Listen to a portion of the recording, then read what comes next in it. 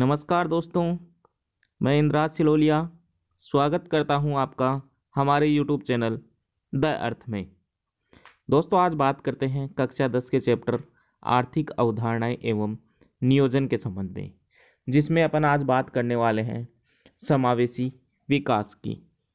दोस्तों, समावेशी विकास यह सुनिश्चित करता है कि विकास के लाभ समाज के सभी वर्गों तक पहुंचने चाहिए, यानी कि किसी भी व्यक्ति के साथ भाषा, लिंग, वर्ण, गरीबी, शारीरिक असमर्थता तथा आर्थिक रूप से किसी भी व्यक्ति के साथ भेदभाव नहीं किया जाना चाहिए।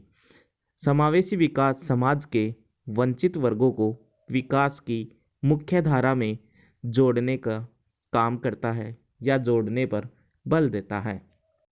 दोस्तों, समावेशी विकास एक अवधारणा है जो आय की समानता के साथ साथ अवसर की समानता पर भी बल देती है या उसका समर्थन करती है। अब बात करते हैं दोस्तों मानव विकास के बारे में।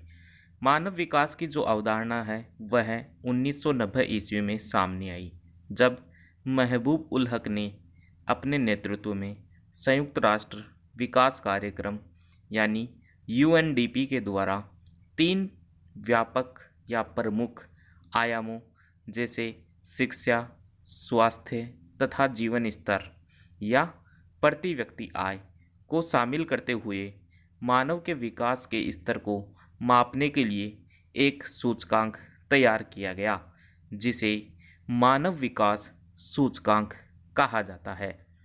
यह सूचकांक मानव के विकास के लिए बनाया गया है।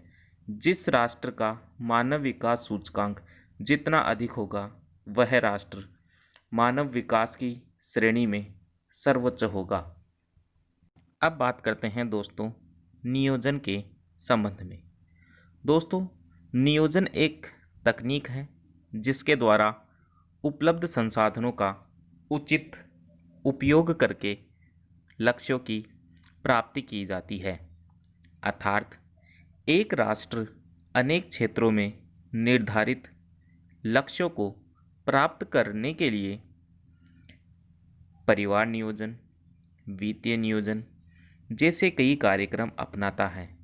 जब नियोजन की तकनीक का उपयोग अर्थव्यवस्था के विकास या वांछित आर्थिक लक्ष्यों की प्राप्ति के लिए किया जाता है, तो वह नियोजन आर्थिक नियोजन कहलाता है।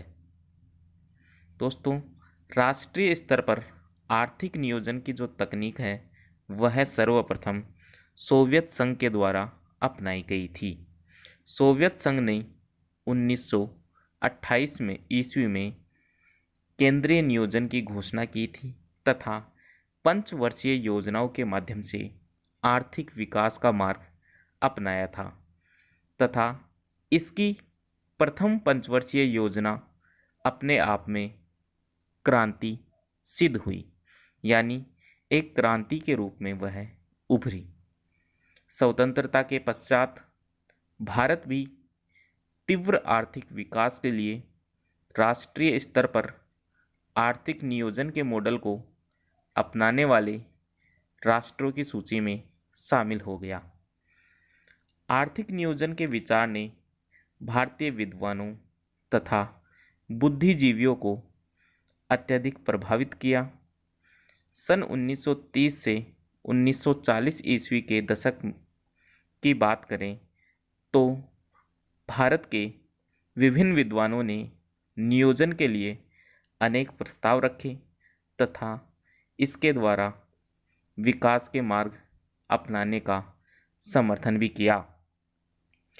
दोस्तों, भारतीय आर्थिक नियोजन के इतिहास में प्रथम जो प्रयास है वह सन 1934 ईस्वी में सर एम विश्वेश्वरैया द्वारा किया गया। इन्होंने अपनी पुस्तक प्लान्ड इकोनॉमी ऑफ इंडिया में भारत के नियोजित विकास के लिए एक कार्यक्रम प्रस्तुत किया। दोस्तों, स्वतंत्रता के पश्चात पंचवर्षीय योजनाओं के निर्माण के लिए भारत सरकार ने एक संकल्प के द्वारा मार्च 1950 ईस्वी में योजना आयोग की स्थापना की। इसका मुख्य कार्य देश के संसाधनों का आकलन कर उन्हें बढ़ाना तथा संसाधनों को प्रभावी एवं संतुलित उपयोग के लिए योजनाएं बनाना था। योजनाओं में विभिन्न उद्देश्यों एवं लक्ष्यों की प्राथमिकताओं का निर्धारण कर संसाधनों का आवंटन किए जाने का प्रस्ताव भी योजना आयोग का महत्वपूर्ण कार्य था। दोस्तों, बात करें योजना आयोग के बारे में तो दोस्तों, योजना आयोग एक संविधानेतर तथा सलाहकारी संस्था थी। अगस्त 1952 में भारत सरकार ने एक संकल्प के द्वारा राष्ट्रीय विकास परिषद की स्थापना की। इसकी स्थापना का मुख्य ध्येय भारत के राज्यों व केंद्र शासित प्रदेशों को योजना निर्माण व क्रियान्वयन में शामिल करना तथा नियोजन की प्रक्रिया का विकेंद्रीकरण करना था। दोस्तों, राष्ट्रीय विकास परिषद योजना आयोग के द्वारा तैयार की गई योजनाओं का अनुमोदन करती है तथा समय समय पर योजनाओं की प्रगति की समीक्षा करती है। राज्यों के मुख्यमंत्री तथा केंद्र शासित प्रदेशों के प्रशासक अथवा उपराज्यपाल भी इसके सदस्य होते हैं। बात करें राष्ट्रीय विकास परिषद की तो यह भी एक संविधानेतर तथा सलाहकारी संस्था है। योजना आयोग राष्ट्रीय विकास परिषद के व्यापक मार्गदर्शन के अंतर्गत कार्य करती है।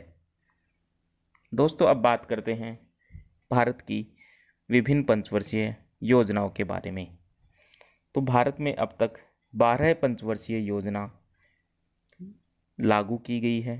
पहली पंचवर्षीय योजना 1 अप्रैल 1951 से 31 मार्च 1956 तक चली। दूसरी पंचवर्षीय योजना 1 अप्रैल 1956 से प्रारंभ होकर 31 मार्च 1961 तक। तीसरी पंचवर्षीय योजना 1 अप्रैल 1961 से प्रारंभ होकर 31 मार्च 1966 तक चली। चौथी पंचवर्षीय योजना 1 अप्रैल 1969 से 31 मार्च 1974 तक चली। पांचवी पंचवर्षीय योजना 1 अप्रैल 1974 से 31 मार्च 1979 तक चली। छठी पंचवर्षीय योजना 1 अप्रैल 1980 से 31 मार्च 1985 तक चली। सातवीं पंचवर्षीय योजना 1 अप्रैल 1985 से 31 मार्च 1990 तक चली। आठवीं पंचवर्षीय योजना 1 अप्रैल 1992 से 31 मार्च 1997 तक चली। नवीं पंचवर्षीय योजना 1 अप्रैल 1997 से 31 मार्च 2002 तक चली। 10वीं पंचवर्षीय योजना 1 अप्रैल 2002 से 31 मार्च 2007 तक चली। 11वीं पंचवर्षीय योजना 1 अप्रैल 2007 से 31 मार्च 2012 तक चली। 12वीं पंचवर्षीय योजना 1 अप्रैल 2012 से 31 मार्च 2017 तक चली। अब बात करते हैं भारत में आर्थिक नियोजन के विभिन्न उद्देश्यों की। दोस्तों, आर्थिक नियोजन के उद्देश्य में पहला उद्देश्य है आर्थिक विकास के लक्ष्य को प्राप्त करना।